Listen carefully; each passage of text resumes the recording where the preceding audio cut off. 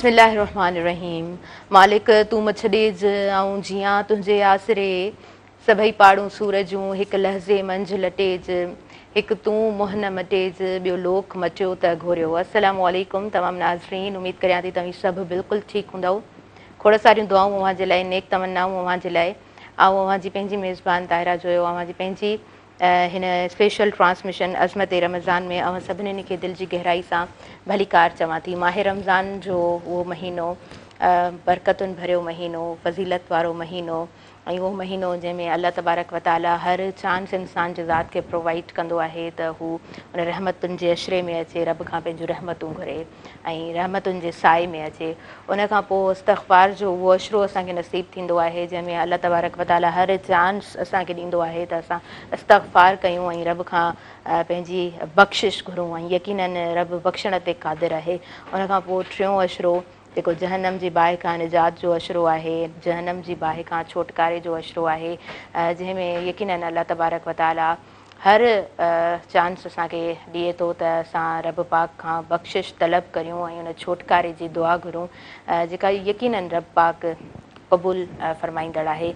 नाज़रीन, अॼु माह रमज़ान, अलविदा अलविदा माह रमज़ान। एॾो जल्दी माह रमज़ान जो महीनो गुज़री वियो, बिल्कुलु बि ख़बर कोन पई।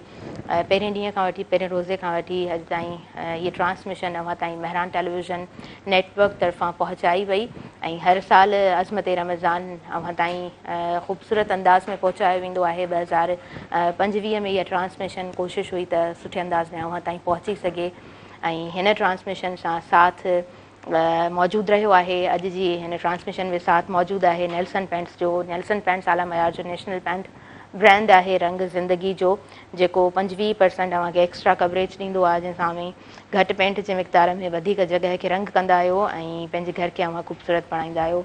नेल्सन पेंट गुज़िरियल 25 सालनि खां पंहिंजे सारिफ़िन खे आला मयार जो पेंट फ़राहम करे रहियो आहे, छाकाणि जो नेल्सन पेंट खे ख़बर आहे त तव्हां लाइ तव्हांजो घर सभ खां अहम आहे, सभ खां ख़ासि आहे। उन खां अलावा साथ मौजूदु आहे क्विज़ जो। क्विज़ ऐं रमज़ान ताज़गी मिठास जो बहितरीन मिलाप।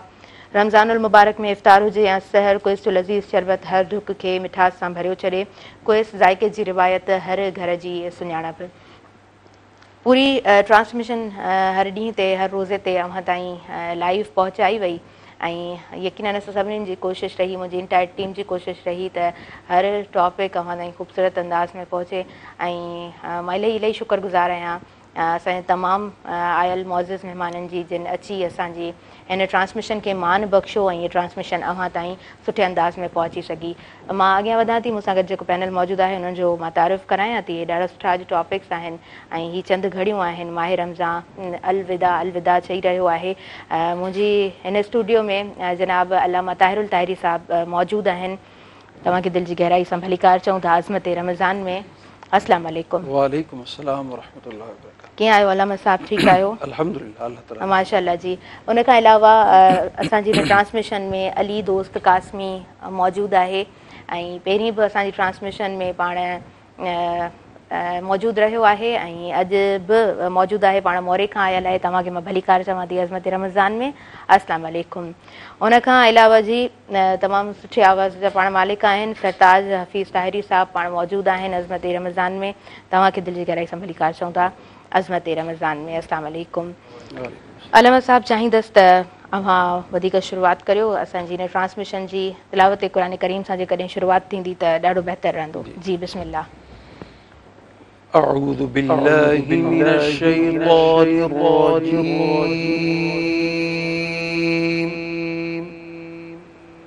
बिस्मिल्लाहिर रहमानिर रहीम।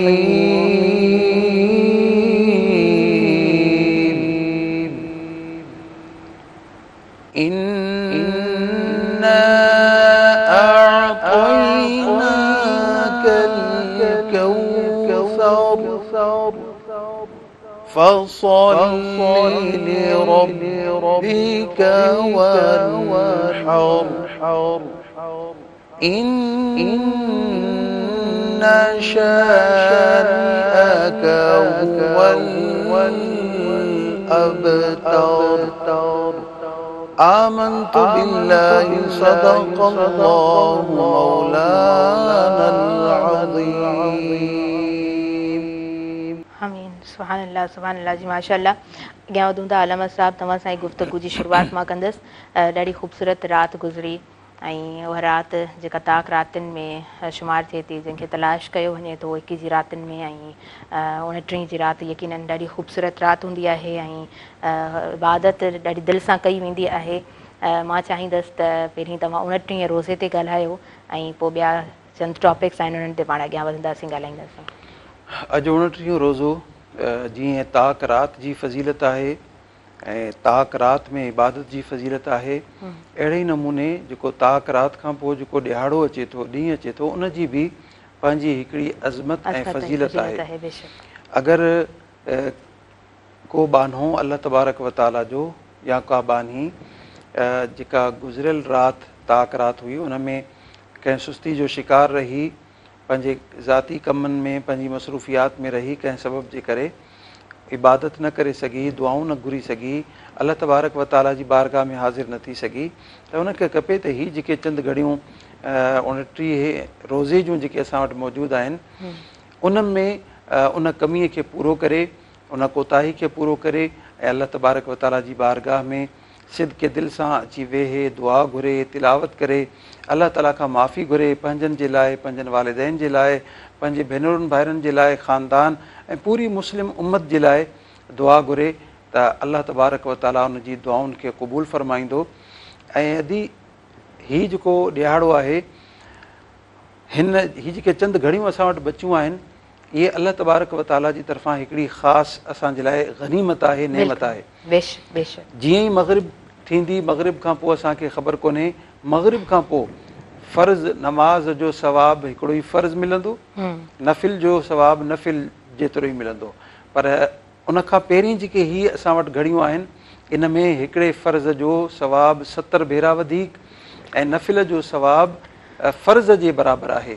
त हिन मुख़्तसर वक़्त में जेतिरो नेक अमल असां करे सघूं था, जेतिरियूं नेकियूं करे सघूं था, जेतिरो सदको ख़ैरात ऐं अल्लाह ताला जी वाट में असां ॾेई सघूं था, इन सां अल्लाह तबारक व ताला जल्द असां सां राज़ी बि थिए थो ऐं असांजे गुनाहनि जी बख़्शिश बि फ़रमाए थो, असांजूं दुआऊं अल्लाह तबारक व ताला क़बूल बि फ़रमाए थो। बेशक बेशक। जालामा साहब, ईद जी राति जी फज़ीलत ते मां चाहींदसि त अवी ज़रूरु ॻाल्हाइजो, छो त हीअ चंद घड़ियूं ई आहिनि ऐं हीअ टाइम ॾाढो जल्दी जल्दी तकिड़ो गुज़री वेंदो आहे। जॾहिं इफ़्तार करियूं था त उनखां पोइ ज़ाहिरी ॻाल्हि आहे ईद जी राति जी तयारी, उनजी ख़ुशी हूंदी आहे, घर में हिकिड़ो अलॻि समाओ हूंदो आहे। उन फज़ीलत ते अवी ज़रूरु बयानु असांजे व्यूअर्स ताईं पहुचायो। जी, ईद जी नमाज़ अगर अव्हांजी इजाज़त हुजे त पहिरीं फितरे खे मां थोरो एक्सप्लेन करे छॾियां। जी जी ज़रूरु। फितरो जेको आहे उहो हदीस शरीफ़ में अचे थो, हज़रत इब्न अब्बास रज़ी अल्लाह तआला अन्हु फरमाइनि था, फ़रद रसूलुल्लाह सल्लल्लाहु अलैहि वसल्लम, सोणे नबी करीम सल्लल्लाहु अलैहि वसल्लम सदक़तुल फ़ितर खे लाज़िम फरमायो आहे, लाज़िम करार ॾिनो आहे। इहो हर उन मुस्लमान ते वाजिबु आहे जंहिं वटि 52 तोला चांदरी या उन जेतिरी रक़म आहे, या वरी उन जे घर में एतिरो काठ कबाड़ फालतू सामान मौजूदु आहे जंहिंखे अगरि गॾु कयो वञे, गॾु करे रक़म लॻाई वञे त उहा 52 तोला चांदी जे रक़म ताईं पहुची वञे थी, त असांजे मथां सदक़तुल फ़ितर वाजिबु थिए थो। सदक़तुल फ़ितर छो वाजिबु आहे ऐं इन सां कहिड़ी बाने खे, रोज़ेदार खे फज़ीलत हासिलु थिए थी, कहिड़ो अजर सवाबु मिले थो। हुज़ूर अलैहिस्सलातु वस्सलाम जन इरशाद फरमायो, जंहिंजो मफ़हूम आहे त रोज़ेदार रोज़े जी हालत में जेके उनखां ग़लतियूं थियनि थियूं, कोताहियूं थियनि थियूं, उन ग़लतियुनि ऐं कोताहियुनि ते जेको रोज़े ते असरु पवे थो, जॾहिं बानो सदक़तुल फ़ितर अदा करे थो, उहो सदको कढे थो, त अल्लाह तबारक व ताला रोज़े में जेका ग़लती कोताही थी चुकी हुई उनखे मुआफ़ फरमाए थो ऐं उन जे रोज़े खे कामिल तरीक़े सां पंहिंजी बारगाह में क़बूल फरमाए रोज़ेदार खे अजर ऐं सवाब अता फरमाए थो। सदक़तुल फ़ितर केतिरे मिक़दार में ॾियणु खपे? सदक़तुल फ़ितर जा मुख़्तलिफ़ निसाब आहिनि। हिकिड़ो निसाब आहे जेको घटि में घटि आहे, उहो आहे 2.25 किलो, एहतियातन 2 किलो कणिक या कणिक जो अटो, या उहो 2 किलो कणिक जो अटो ॾे, या अटे जेतिरी जेका क़ीमत आहे, रक़म आहे, उहा कंहिं ग़रीब खे ईद खां पहिरियां अगरि माहे सियाम में ॾींदो त उनखे फ़र्ज़ जेतिरो सवाबु मिली वेंदो। पर अगरि उन खां पोइ ॾींदो ईद जे ॾिहाड़े सवाब त मिलंदो, पर सवाब में कुझु घटिताई थी वेंदी, कमी थी वेंदी। ऐं ॿियो फ़ाइदो इहो बि आहे फ़क़ीर जो, जंहिंखे मुस्तहिक़ असां ॾियूं था, त अगरि रक़म जी सूरत में असां ॾियूं था त उहो पंहिंजी ज़रूरत जो को सामान वठी सघंदो, पंहिंजो सीधो वठी सघंदो, खाधे पीते जो बचड़नि जे लाइ सामान वठी सघे थो। पर असां ऐन नमाज़ ईद खां पोइ असां ॾींदासीं त थी सघे उहो असांजे ख़ुशियुनि में उन तरीक़े सां शरीक न थी सघे। सही, बिल्कुलु सही। ॿियो निसाब आहे जव जो, 4 किलो जव जेको वधीक सरंदी वारो आहे त उनखे खपे त 2 किलो 4 किलो जव जे हिसाब सां उहो सदक़तुल फितर अदा करे। ऐं अगरि अलाह तबारक व तआला अञा वधीक नेमतुनि जो इज़ाफ़ो फ़रमायो आहे, अञा वधीक सरंदी वारो आहे, माल ऐं दौलत ऐं मिल्कियत वारो आहे, त उन जे मथां खजीअ जे हिसाब सां, खजीअ जी जेका रक़म आहे, 4 किलो खजीअ जी रक़म जेतिरो हिकिड़े माण्हूअ जो सदक़तुल फितर उनखे अदा करिणो आहे। जेतिरा घर जा भाती आहिनि सभिनी जे तरफ़ां हिकिड़े जो अलॻि अलॻि जेको आहे सभिनी खे मिलाए उहो सदक़तुल फितर अदा करणु लाज़मी आहे। ऐं जेको चोथों निसाब आहे उहो आहे किशमिश जो। 4 किलो किशमिश जे एतबार सां जेका उन जी रक़म बीहे थी, जेतिरी क़ीमत बीहे थी, अगरि तमामु वधीक सरंदी वारो आहे, अलाह ताला तमामु घणो उनखे दौलत सां नवाज़ियो आहे, त किशमिश जे एतबार सां उन निसाब सां पंहिंजो, पंहिंजे घर वारनि जो, पंहिंजी घरवारी जो, पंहिंजे औलाद जो उहो सदक़तुल फितर अदा करे। ऐं उन सदक़तुल फितर सां जेका कमी कोताही रोज़े जे दौरान थी हुई असां खां, अलाह तबारक व तआला माफ़ फरमाईंदो ऐं असांजे कामिल रोज़े खे पंहिंजी बारगाह में क़बूलियत जो दर्जो अता फरमाईंदो। सही सही सही। अच्छा अलामा साहब, ॾाढे सुहिणे अंदाज़ में फितरे बाबति तव्हां बयानु फरमायो आहे, जेको यकीनन ज़रूरु ॾियणो आहे फितरो। ईद जी राति जी फज़ीलत ते जेकॾहिं हवी ॻाल्हाईंदो त ॾाढो सुठो रहंदो। जी बिल्कुलु। ईद जी जीअं मां पहिरीं बि सवाल कयो, ईद जी जेका राति आहे, सभिनी खां पहिरीं मां इहो अर्ज़ु बि कंदो हलां सभिनी खे, असां इहो न सम्झूं त हाणे रमज़ान मुबारक ख़तमु थियो, एतिकाफ़ वारा एतिकाफ़ खां उथिया, आज़ादु थिया, तरावी वारा तरावी खां आज़ादु थी, हाणे उहो घर में सुम्ही पिया, बाज़ार जो रुख़ कयूं। जेके इबादत कंदा हुया, अलाह तबारक व तआला जो ज़िक्र ऐं तिलावत कंदा हुया, उहे पंहिंजनि पंहिंजनि कमनि में मसरूफ़ थी विया। अदी रमज़ानुल मुबारक ख़तमु थियो आहे, पर रमज़ानुल मुबारक जो ख़ालिक मौजूदु आहे। सुभान अल्लाह, बेशक बेशक। उहो ख़ालिक जंहिं असांजे मथां रमज़ानुल मुबारक में अहकामात असांजे मथां लागू कया, उहे ई अहकामात ग़ैर रमज़ान में बि असांजे मथां लाज़िम आहिनि। यानी जेके जिन गुनाहनि खां असां रमज़ानुल मुबारक में पाण खे बचायोसीं, जेका असांजी तरबियत थी, हाणे उन तरबियत जो असरु असांखे ग़ैर रमज़ान में पंहिंजे मथां तारी करे उनजो मुज़ाहिरो करिणो आहे त असां केतिरा कामयाबु थियासीं, केतिरी सिख्या वरितीसीं, उन रोज़े जो असरु असांजे ईमान जे मथां केतिरो थियो, असांजे ज़हन, असांजे फ़िक्र जे मथां केतिरो थियो, असांजे वजूद जे मथां रोज़े जो केतिरो फ़र्क़ु पियो आहे। इहो 11 महीना असांखे उहो मुज़ाहिरो करिणो आहे सभिनी माण्हुनि सां, अलाह तबारक व तआला जी ज़ात सां, पंहिंजे घर भातियुनि सां, पंहिंजनि दोस्तनि सां, पंहिंजे कारोबारी एतबार सां, हर एतबार सां असां गुनाहनि खां बि पासो कंदासीं। अच्छा, असांजे जेके मशाइख़ीन किराम, औलिया किराम, सूफ़िया किराम, उन्हनि जो मामूल इहो हूंदो हो त एतिकाफ़ खां मग़रिब खां पोइ जीअं ऐलान थींदो हो, मग़रिब खां पोइ इशा ताईं वेट कंदा हुआ, इशा जी नमाज़ पढ़ी पोइ मस्जिद खां निकिरी घर वेंदा हुआ, घर वारनि सां मिली वरी वापसि अची मस्जिद में वेहंदा हुआ। यानी छो त हीअ जेका राति आहे ईद जी, इहा एॾी फज़ीलत ऐं बरकत ऐं अज़मत वारी राति आहे। हदीस शरीफ़ में अचे थो, सोणे नबी करीम सल्लल्लाहु अलैहि वसल्लम जन इरशाद फरमायो, जंहिंजो मफ़हूम आहे त जेको बानो हिन राति खे, ऐं हिन सां गॾु 4 रातियूं ॿियूं बि आहिनि, हिकिड़ी राति ही ईद उल फितर जी, ॿी राति ईद उल अज़हा जी, जेको इन रातियुनि खे ज़िंदा करे थो, यानी राति जो इबादत करे थो, अलाह ताला खे जागी यादि करे थो, इन जो समर उनखे क़यामत जे ॾिहाड़े हिन सूरत में मिलंदो जंहिं ॾींहुं सभिनी जा दिलि मुर्दा हूंदा, अलाह तबारक व तआला उन जे दिलि खे ज़िंदगी ऐं हयात अता फ़रमाईंदो। ऐं क़यामत जे ॾिहाड़े जंहिंजी दिलि ज़िंदा थी वञे, अलाह तबारक व तआला उनखे ज़रूरु जन्नत में जॻह अता फ़रमाईंदो। हिन राति जी जेका इबादत आहे उहा तमामु घणी फ़ज़ीलत ऐं अज़मत वारी आहे। असांखे फालतू कमनि में न विञाइणु खपे हिन राति खे, इन जे लम्हात खे, बल्कि अल्लाह तबारक व ताला जे घर या अल्लाह तबारक व ताला जी घटि में घटि यादि में, भले पंहिंजे घर में हुजूं पर अल्लाह तबारक व ताला जी यादि में हुजूं, तिलावत कलाम में हुजूं, ज़िक्र अज़कार में हुजूं, कुझु वक़्तु आराम बि कयूं ऐं कुझु वक़्तु अल्लाह ताला जी इबादत में बि गुज़ारियूं, ताकी हिन राति जी जेका फ़ज़ीलत ऐं अज़मत आहे उहा बि असांखे मिली सघे। जी आमीन आमीन। माशाल्लाह माशाल्लाह, सुहिणे अंदाज़ में बयानु फरमायो आहे अल्लामा ताहिर ताहिरी साहब। अव्हां जी इजाज़त सां मां ब्रेक वठणु चाहींदमि अज़मत रमज़ान में। नाज़रीन, साथ मौजूदु आहे नेल्सन पेंट्स जो। नेल्सन पेंट्स आलम वियार जो नेशनल पेंट ब्रांड आहे, रंग ज़िंदगी जो। ऐं क्विज़ जो भरपूर साथ मौजूदु आहे, क्विज़ ऐं रमज़ान ताज़गी मिठास जो बहितरीन मिलाप, क्विज़ ज़ाइके जी रिवायत, हर घर जी सुञाणप। काॾे न वञिजो, ॾिसंदा रहिजो अज़मत रमज़ान।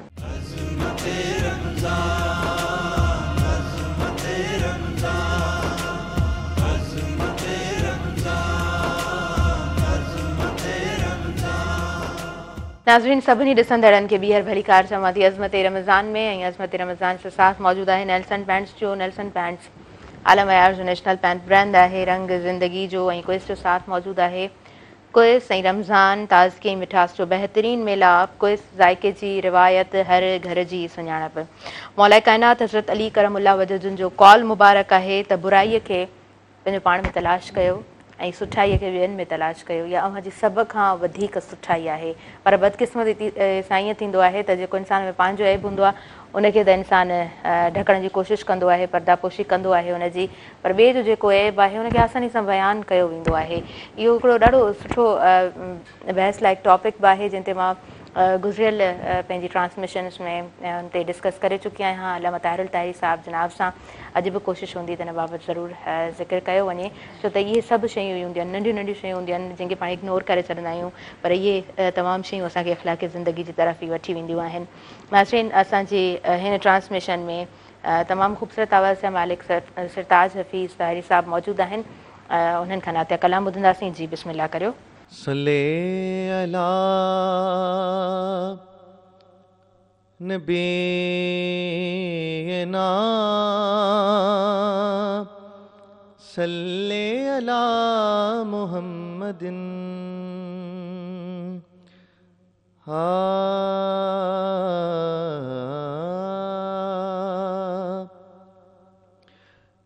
अंगण असांॾे आ सोना सजण, अंगण असांॾे आ सोना सजण, अंगण असांॾे आ सोना सजण, में जाते दी गोलड़िया, में जाते दी गोलड़िया, अंगण असांॾे आ सोना सजण, अंगण असांॾे आ सोना सजण, में जाते दी गोलड़िया, में जाते दी गोलड़िया, में जाते दी गोलड़िया, अंगण असांॾे आ सोना सजण।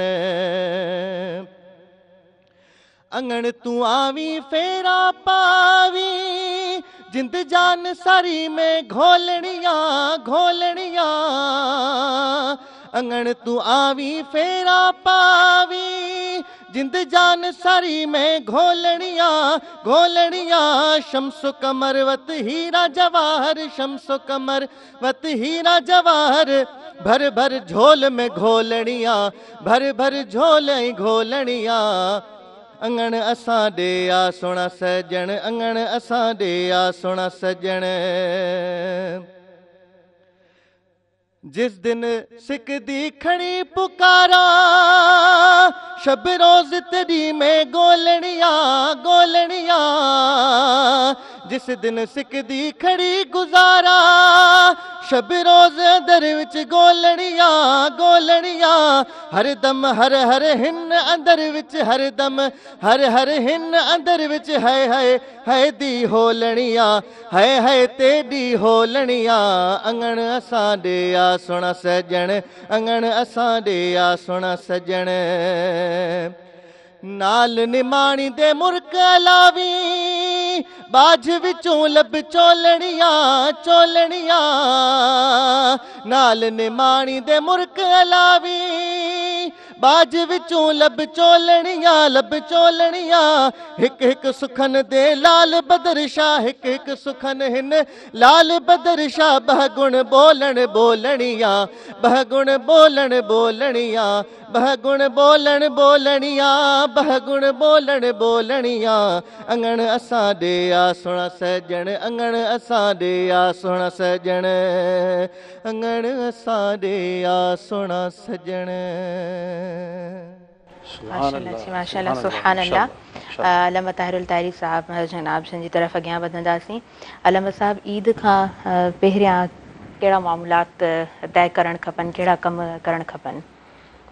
सुन्नत नबवी सल्लल्लाहु अलैहि वसल्लम जिन जी रोशनी में असां ॾिसूं था जेको ईद जो ॾिहाड़ो थिए थो, जी जी, ईद जे ॾिहाड़े सभ खां पहिरीं असांखे फजर जी नमाज़ पाबंदीअ वक़्त सां बाजमात नमाज़ अदा करणी आहे।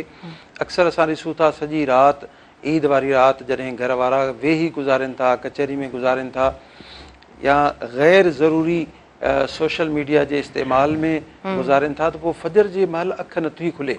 यानी हिकु ॾींहुं पहिरीं पूरो महीनो असांजो मामूल इहो हो त असां पाबंदीअ वक़्त सां नमाज़ फजर पढ़ंदा हुआसीं, उन खां पोइ असां आराम ॾांहुं वेंदासीं। यानी ईद खां रमज़ान मुबारक खां फ़ौरन पोइ जेको पहिरियों ॾींहुं आयो आहे, पहिरें ॾींहुं ई असांजी अगरि नमाज़ मिस थी वञे, क़ज़ा थी वञे, इहो हिकिड़ो ॾाढो बुरो फेल ऐं मुज़म्मत जोॻो अमल आहे।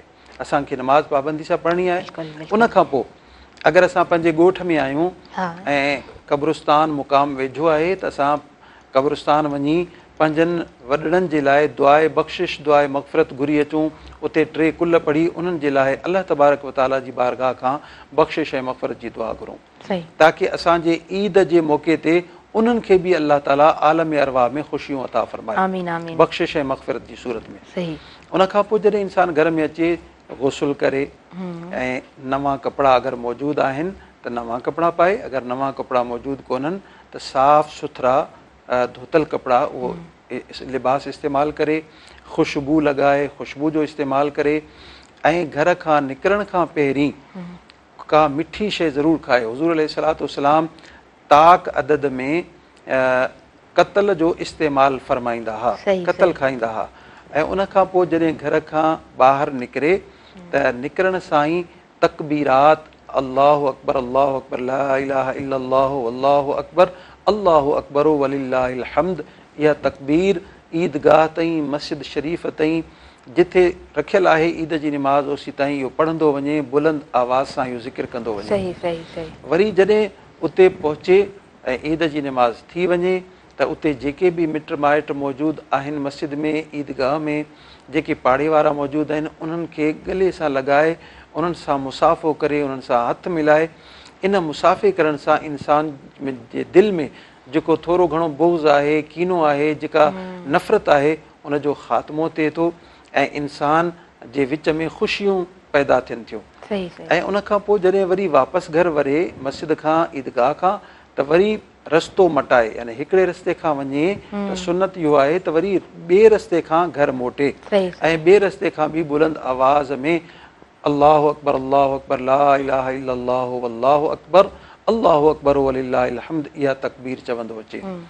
ऐं जॾहिं घर पहुचे ज़ाहिरा फ़ितरो उहो पहिरीं अदा करे चुको आहे, पर ख़ुदा न ख़ास्ता अगरि कंहिंजो फ़ितरो रहिजी वञे या विसरी वञे त उनखे खपे त ईद जी नमाज़ खां फ़ौरन पोइ जल्द अज़ जल्द उन फ़ितरे जी अदायगी जी कोशिशि करे ऐं मुस्तहिक़ ताईं उहो फ़ितरो पहुचाए। जॾहिं घर मोटे थो त पंहिंजे माउ ऐं पीउ सां, पंहिंजे भेनरुनि सां, घर वारनि सां, सभिनी घर भातियुनि खे ईद जी मुबारक ॾे, रोज़नि जी मुबारक ॾे, जेके अल्लाह तबारक व ताला उन्हनि खे सादतूं इबादत जी सूरत में अता फ़रमायूं, उन्हनि जी मुबारकबाद ॾे।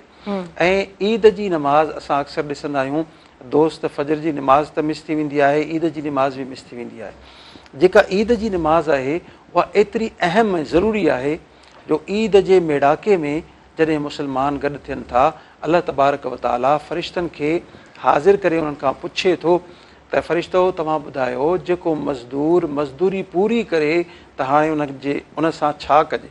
फ़रिश्ता अर्ज़ कनि था, या अल्लाह, उन्हनि खे पूरी उजरत ॾिनी वञे, पूरी मज़दूरी ॾिनी वञे। अल्लाह तबारक व ताला उन्हनि खे फ़रमाईंदो त मुंहिंजा फ़रिश्ता तव्हां गवाह रहो, ही जेके मेड़ाको, जेको इज्तिमा, जेके मुंहिंजा बहाना हिते मौजूदु आहिनि, उजरत में मां इन्हनि सभिनी ॿारनि खे बख़्शे छॾियो आहे, सुभान अल्लाह, सभिनी जी बख़्शिश ऐं मग़फ़िरत करे छॾी आहे। त ईद जी निमाज़ बख़्शिश ऐं मग़फ़िरत जो हिकिड़ो वॾो अज़ीम ईद जे ॾींहुं सबबु आहे। ईद जी निमाज़ में असांखे ज़रूरु शामिलु थियणो आहे ताकी असांजी अल्लाह तबारक व ताला बख़्शिश ऐं मग़फ़िरत फरमाए। आमीन आमीन, सुभान अल्लाह जी, सुभान अल्लाह। अच्छा अलामा साहब, उहे भेनरूं जेके पंहिंजनि घरनि में मौजूदु आहिनि ऐं उहे ॿाहिरि जेके ॿाहिरि ॻाल्हि हिकिड़ी पंहिंजी रुटीन में मसरूफ़ आहिनि ऐं एतिरो उन्हनि ॾे अचणु वञणु नथो थिए, उन्हनि सां एतिरी मेल मुलाक़ात न आहे, ईद जो ॾींहुं ॾाढो वॾो ॾींहुं ज़ाहिरी ॻाल्हि आहे इस्लामिक हवाले सां कंसीडर कयो वेंदो आहे, त उन्हनि सां वरी पोइ मामिलो कीअं हुजणु खपे? बिल्कुलु जीअं असां जेके घर में असांजूं भेनरूं मौजूदु आहिनि उन्हनि सां मिलूं था, असां कोशिशि करे अगरि वेझे आहिनि असांजूं भेनरूं असां उन्हनि ॾे वञूं ऐं उन्हनि खे पंहिंजी ख़ुशियुनि में शरीक कयूं। अगरि अहिड़ी सूरत हाल आहे इंसानु उन्हनि खे वठी अची सघे थो त ईद जी राति उन्हनि खे वठी अचे ऐं ईद जो जेको ॾिहाड़ो आहे सभई भेण भाइर पंहिंजे माउ पीउ सां गॾु घड़ियूं गुज़ारीनि ताकी वालिदैन खे बि ख़ुशी थिए, भेण भाइर पाण में गॾिजी जॾहिं वेहनि था, कचहरी कनि था, ॻाल्हियूं कनि था, उन्हनि में हिकिड़ी ख़ुशी जी लहर पैदा थिए थी। इहो साल में हिकिड़ो ॾींहुं अहिड़ो ईंदो आहे, ॿ ॾींहं ईद जा अहिड़ा हूंदा आहिनि जेको मेड़ाके जो सबबु थींदो आहे। लिहाज़ा ख़ुदारा अहिड़े मेड़ाके खे, अहिड़ी मुहबत वारे ॾींहं खे असां नफ़रत जे नज़र न करियूं, बल्कि क़ुर्बानी ॾेई उन्हनि भेनरुनि खे या त पंहिंजे घर वठी अचूं ऐं अगरि घर नथा वठी अचूं त घटि में घटि उन वटि पंहिंजी अमड़ खे वठी, पंहिंजे बाबे खे वठी या घर भातियुनि मां कुझु खे वठी उन ॾांहुं ज़रूरु कंहिं तोहफ़े सां वञिजे, ख़ालियत कॾहिं बि न वञिजे।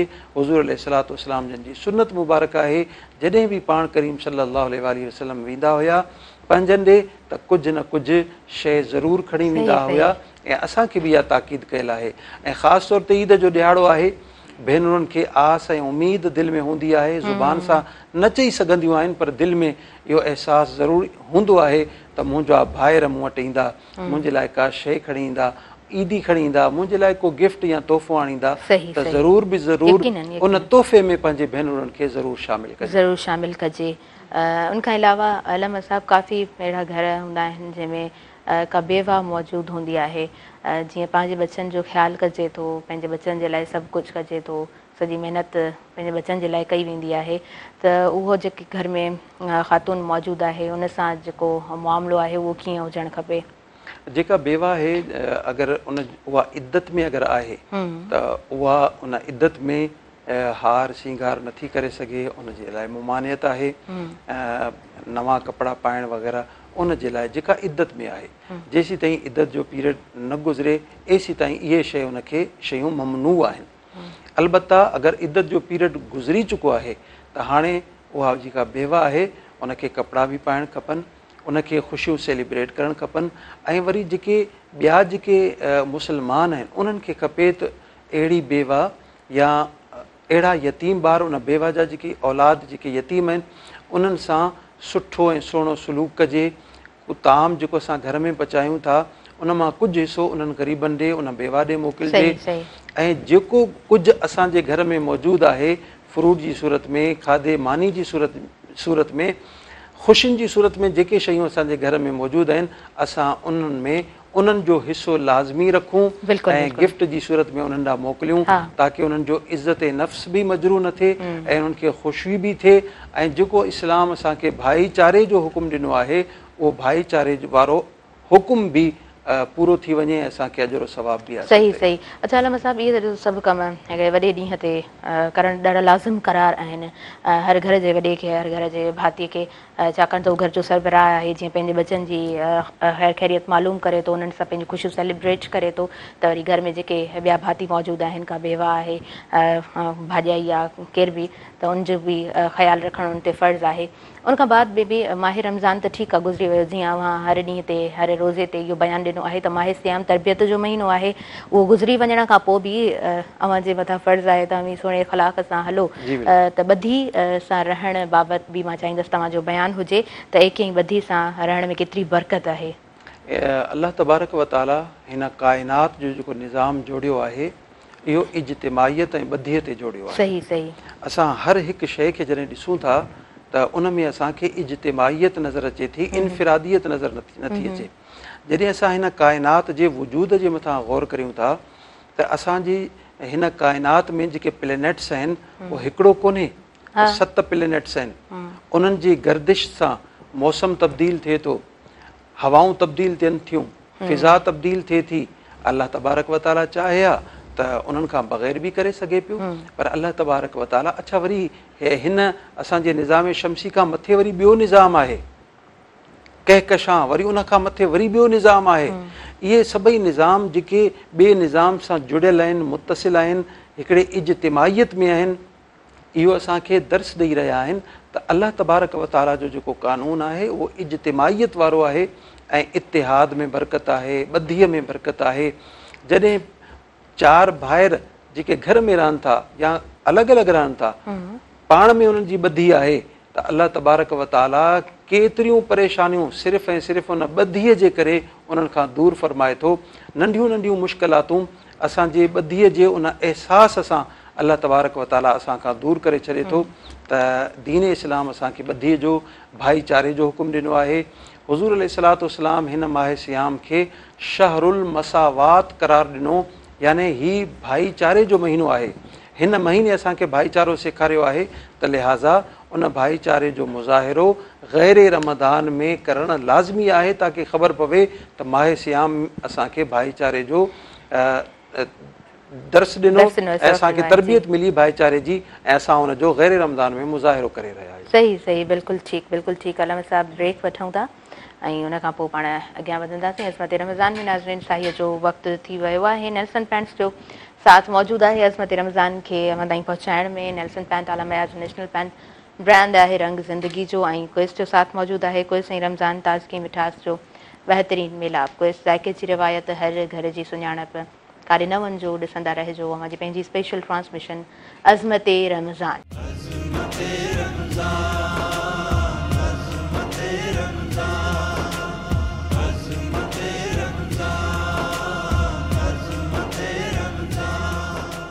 नाज़रीन सभिनी ॾिसंदड़नि खे ॿीहर भली कार चवां थी अज़मत रमज़ान में, ऐं अज़मत रमज़ान सां साथ मौजूदु आहे नेल्सन पैंट्स जो। नेल्सन पैंट्स आला मयार जो नेशनल पैंट ब्रांड आहे रंग ज़िंदगी जो, ऐं उनखां अलावा साथ मौजूदु आहे क्विज़ जो। क्विज़ ऐं रमज़ान ताज़गी ऐं मिठास जो बहितरीन मेलाप। क्विज़ ज़ाइके जी रिवायत, हर घर जी सुञाणप। हिन वक़्तु मूंखे जॉइन करे चुका आहिनि इरफ़ान अली समो साहब। माशाअल्लाह सां बेहद ख़ूबसूरत आवाज़ जा पाण मालिक आहिनि। राग जी हिननि जी सुठी हिकिड़ी तरबियत वरितल आहे, अहिड़ी सुठी हिननि जी प्रैक्टिस आहे, रोज़ जे बुनियाद ते पाण उहा प्रैक्टिस कनि था। ऐं माशाअल्लाह सां सुठा नात ख़्वां बि आहिनि। मां पहिरीं बि हिननि जो जॾहिं इंट्रो पेश कयो आहे, पाण जनाब असांजे मुख़्तलिफ़ हिन माह रमज़ान जी ट्रांसमिशन में मौजूदु रहिया आहिनि। त हीअ जेका ट्रांसमिशन अव्हां ताईं पहुचे पई त स्टार्टिंग में हिकिड़ी ॾाढी ख़ूबसूरत नात हलंदी आहे, उहो आवाज़ जेको हूंदो आहे इरफ़ान अली समो साहब जो हूंदो आहे। तव्हांखे दिलि जी गहराई सां भली कार चऊं था। अस्सलाम वालेकुम, कीअं आहियो? ठीकु आहियो? माशाअल्लाह जी माशाअल्लाह। मां चाहींदसि त अम्मा खां नातिया कलाम सां ॿुधूं। बिस्मिल्लाह करियो।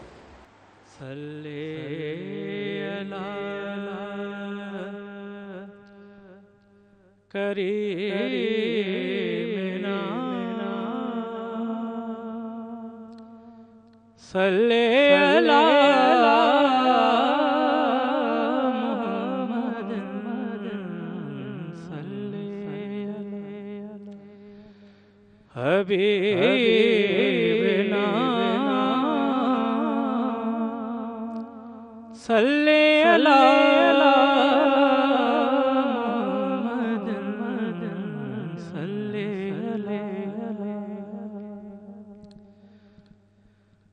कर लूं दरे रसूल की ज़ियारत खुदा करे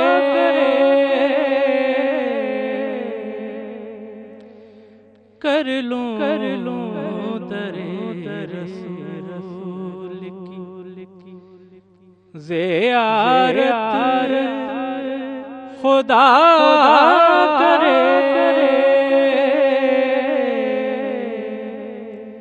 दे दे दे रसूल पाक इजाज़त खुदा करे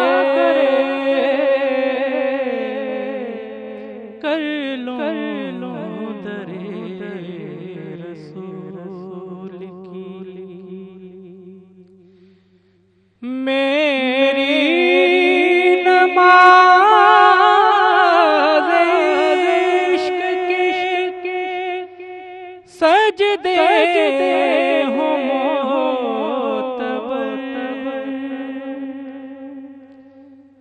मेरी नमाज़ इश्क के सजदे हो मोतबर, फरमाए वो जो मेरी इमामत खुदा करे, कर लूं दरे रसूल की। मैं करे रसूल के दिल को जला सकूं, मैं करे रसूल के दिल को जला सकूं, ईमान को मिले वो हरारत खुदा करे, ईमान को मिले हरारत खुदा करे, कर लूं दरे रसूल की। छोटी सी आरज़ू है कि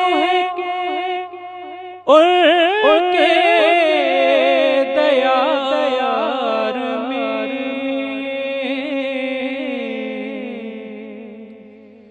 छोटी सी आरज़ू है कि उनके दयार में उनका मनाए जश्न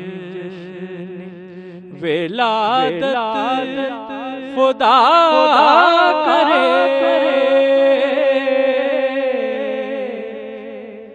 उनका मनाए जश्न विलादत खुदा करे, कर लूं दरे रसूल की। और मैं हूँ गुलाब पर जतन कहते अनीस है, मैं हूँ गुलाम पर जतन कहते अनीस है,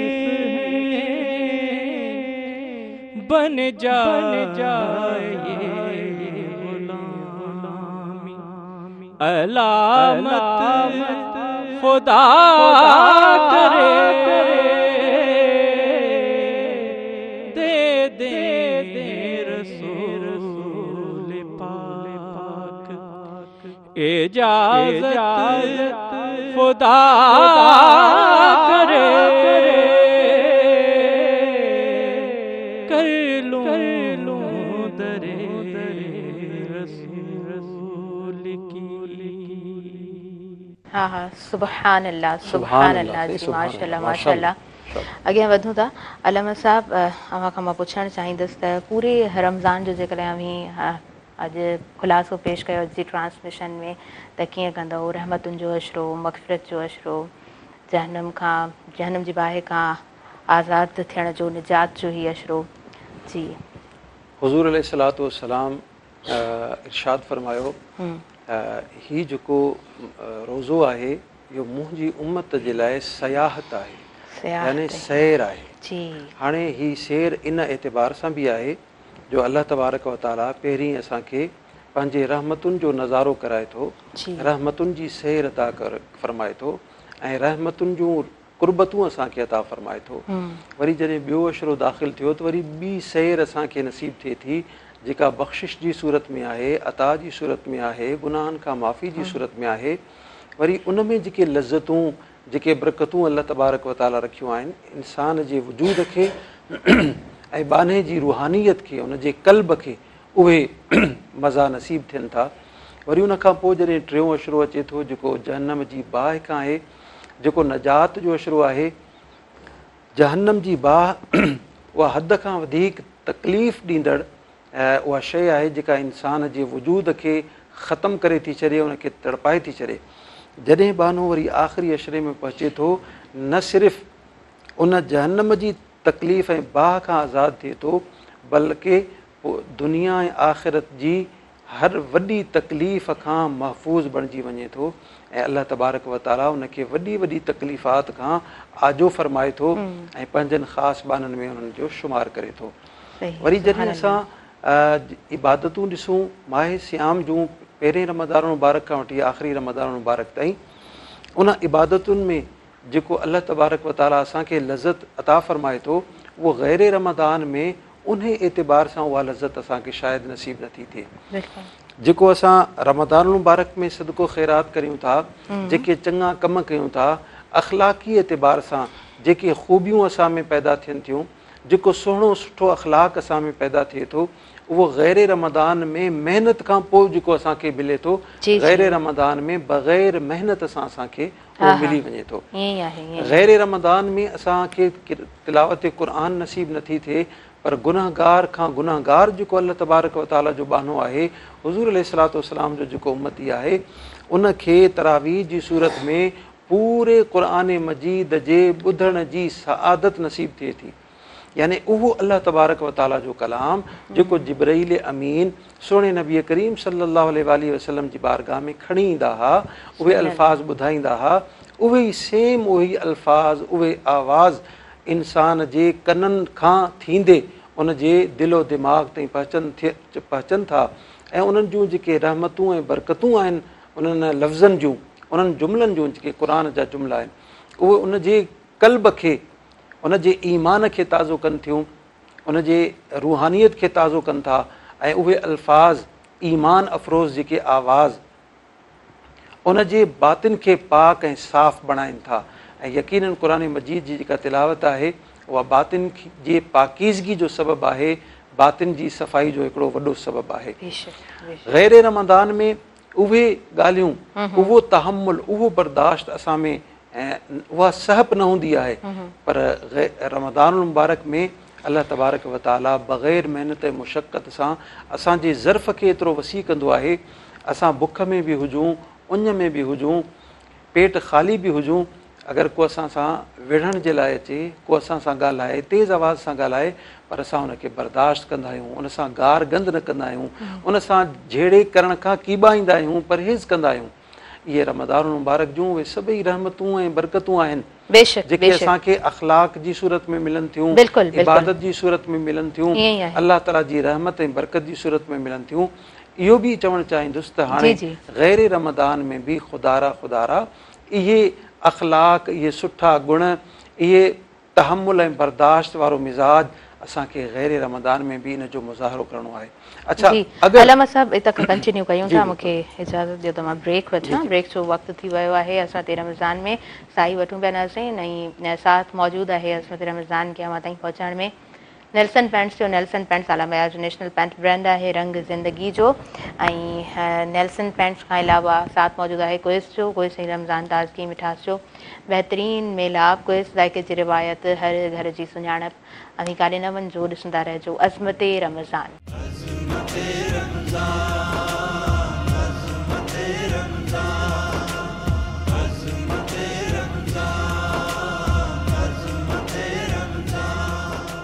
नाज़रीन सभिनी ॾिसंदड़नि खे ॿीहर भलीकार चवां थी अज़मते रमज़ान में, जंहिंसां भरपूर साथ मौजूद है नेल्सन पेंट्स जो। नेल्सन पेंट्स आला मयार जो नेशनल पेंट ब्रांड है रंग ज़िंदगी जो। क्विज़ जो साथ मौजूद है। क्विज़ ऐं रमज़ान ताज़गी मिठास जो बेहतरीन मिलाप। मां घणो वक़्तु न थी वठां ऐं आलम साहब जिन तरफ़ अॻियां वधूं था। आलम ताहिरुल ताहिरी साहब जी अवां बयानु फरमाए रहिया हुयो त रमज़ान में त सभु बरकतूं फज़ीलतूं नसीब थियनि थियूं, पर गैर रमज़ान में बि अव्हांखे जंहिं अंदाज़ सां हलणो आहे उहो अंदाज़ में बयानु फरमाए रहिया हुयो। बिल्कुलु मूं इहो अर्ज़ु पे कयो त जेको गैर रमज़ान में जेका हुनजी रूटीन रहे थी असां उन ते फोकस कयूं। रमज़ानुल मुबारक में जेका हुनजी रूटीन हुई, गैर रमज़ान में अगरि उनजो को बि असरु उनजे मथां कोन्हे त असां इहो सम्झंदासीं रमज़ानुल मुबारक जे रोज़नि, नमाज़ुनि, तिलावतुनि ऐं ज़िक्र अज़कार इन जे मथां को असर न विधो आहे। इन जी तरबियत थी कोन्हे गोया के इहो तरबियत हेठि आयो ई कोन्हे। हा, गैर रमज़ान में अगरि कुझु न कुझु असरु ज़रूरु आहे। पहिरीं नमाज़ जी पाबंदी कोन थींदी हुई, हाणे नमाज़ जी पाबंदी करे थो जीअं रमज़ान शरीफ़ में कईसीं। उहा सहप ऐं बर्दाश्त वारो मादो धारे थो जीअं रमज़ानुल मुबारक में हुयो त असां सम्झंदासीं रोज़नि इन्हनि जे मथां पंहिंजो असरु छॾियो आहे। अलाह ताला जी रहमत ऐं बरकत जेका रोज़े में आहे उहा इन बाने खे नसीब थी आहे, तॾहिं इन जो असरु, इन जा असरात गैर रमज़ान में बि इन जे मथां मौजूदु आहे। हा, बिल्कुलु बिल्कुलु। अच्छा अलामा साहब, ऑब्ज़र्व कयो वेंदो आहे, ॾिठो वेंदो आहे त काफ़ी माण्हू तमामु घणा बेहस हूंदा आहिनि। ॿिए जी क़दुरु, ॿिए जो अहसासु त परे जी ॻाल्हि आहे, उन्हनि खे पंहिंजो बि अहसासु न हूंदो आहे। पंहिंजे लाइ बि ॾाढा बेहस हूंदा आहिनि, पंहिंजी नंढी बीमारी खे ॾाढो वॾो करे छॾींदा आहिनि, उन खां पोइ उनजो इलाजु करायो वेंदो आहे। पोइ इहो छा रीज़न आहे? दिलि जो सियाह थियणु, दिलि जो कारो थी वञणु आहे, छा रीज़न थी सघे थो? इन में को शक कोन्हे। तव्हां हिकिड़ी ॾाढी सुठी ॻाल्हि कई जेका पहिरीं मुंहिंजे ज़हन में न हुई। गुनाहनि जे सबबु सां जेका हदीस शरीफ़ में अचे थो, जॾहिं इंसानु हिकिड़ो गुनाह करे थो उनजे क़ल्ब जे मथां हिकिड़ो कारो सियाह नुक़्तो टुबको अचे थो ऐं आहिस्ता आहिस्ता गुनाहनि जी कसरत सां उहो वधंदो वधंदो वधंदो पूरे क़ल्ब खे घेरे छॾे थो, पूरो क़ल्ब सियाह थी वञे थो। उनखां पोइ उनखे गुनाह जो अहसास बि नथो रहे ऐं जॾहिं गुनाहनि में उहो जकड़जी वञे थो, बिल आख़िर हिकिड़ो अहिड़ो स्टेज ते अचे थो उन में मायूसी अची वञे थी। जेको अल्लाह तबारक व ताला जी ज़ात ते भरोसो, यकीन कामिल ऐं अल्लाह तबारक व ताला जे मौजूदु हुजण जो जेको असांखे अहसासु थिए थो उन बाने मां ख़तमु थी वञे थो ऐं उहो मायूसी वारी ज़िंदगी में ऐं गोया के जॾहिं इंसानु चारो तरफ़ हर एतबार सां मायूस थी वञे, इहो ई उनजी ज़िंदगी जो एंड आहे, उनजी ज़िंदगी जो ख़ात्मो आहे। तॾहिं दीन इस्लाम असांखे चवे थो ला तक़नतू मिर रहमतिल्लाह, कॾहिं बि अल्लाह तबारक व ताला जी रहमत खां ना उमीद न थियो, मायूस न थियो। हदीस शरीफ़ में आयो, हुज़ूर अलैहिस्सलातु वस्सलाम जन फरमायो त अगरि बाने जा गुनाह समुंड जी झग खां बि वधीक हुजनि ऐं उहो बानो अल्लाह तबारक व ताला जी तरफ़ रुजू करे त अल्लाह तबारक व ताला उहे सभई गुनाह उन जा मेटे सघे थो। उहो हर शइ ते कुदरत रखे थो, हर शइ ते क़ादिर आहे। लिहाज़ा मायूसी कुफ़्र आहे, कॾहिं बि इंसान खे मायूस न थियणु खपे। सही, बिल्कुलु सही। अच्छा अलामा साहब, उन खां अलावा थोरो इन ते बि डिस्कस कजो त पंहिंजनि खे हमेशह पंहिंजाइप जो अहसासु ॾियारिबो आहे। मौला अली इस्लाम जिन जो कॉल मुबारक बि आहे त पंहिंजनि खे पंहिंजाइप जो अहसासु ॾियारियो, मुहबत जो अहसासु ॾियारियो, तोहफ़नि तहफ़नि जे ज़रिए उन्हनि वटि वञणु, उन्हनि सां टाइम स्पेंड करणु त जीअं मेट मुहबत वधे, प्यार वधे, पंहिंजाइप वधे। जी प्लीज़। जेको मुहबत जो जेको ख़ात्मो आहे, मुहबत ख़तमु कीअं थी थिए, असांखे उहे काज़, उहे असबाब उन्हनि ते फोकस करणु खपे जिन सां मुहबत में फ़र्क़ु अचे थो। सभिनी खां पहिरीं उहे असबाब ख़तमु करणु खपनि। उन असबाबनि मां हिकिड़ो सबबु इहो बि आहे त असांजे दिलि में कंहिं नंढड़ी ॻाल्हि जी नफ़रत वहिजी वञे थी ऐं असां उनखे पंहिंजी मुख़ालिफ़ाना अंदाज़ में सोचूं था, हिकिड़े ॿिए ज़ाविये सां सोचूं था, हुनजो अमल ॿिए ज़ाविये सां आहे पर असां उनखे पंहिंजे पाण ते खणी वञूं था ऐं उनजे बिहाफ ते असां दिलि में नफ़रत रखूं था, बोज़ रखूं था, कीड़ो रखूं था।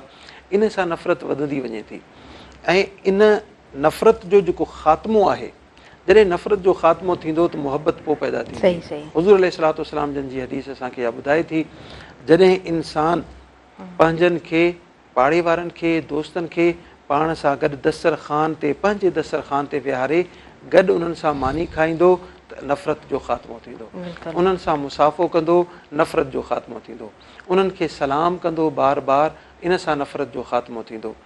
अगरि उन्हनि खे तोहफ़ा ऐं हदिया पेश कंदो, अगरि जे हिकिड़ी हदीस शरीफ़ में आयो, अगरि को पाड़ेसीरी का अलाह जी बानी ॿी पंहिंजी साहेड़ी खे सहेली खे बकरीअ जो खुर जेको कंहिं बि हैसियत जो कोन्हे उहो बि अगरि गिफ्ट में ॾिए थी त उन जो बि उनखे एतिराम करणु खपे। यानी कि इन हदीअ जो तोहफ़े जो गिफ्ट जो एॾो वॾो असरु पवे थो। दीन इस्लाम चवे थो तव्हां वटि अगरि कुझु बि कोन्हे, तव्हां ख़सीस शइ, तमामु हल्की शइ जेका बेमुल शइ आहे उहा बि तव्हां गिफ्ट में ॾेई सघो था। इहो बि मुहबत जे वधाइण जो सबबु थींदी ऐं नफ़रत जे ख़ात्मे जो सबबु बणिजंदी।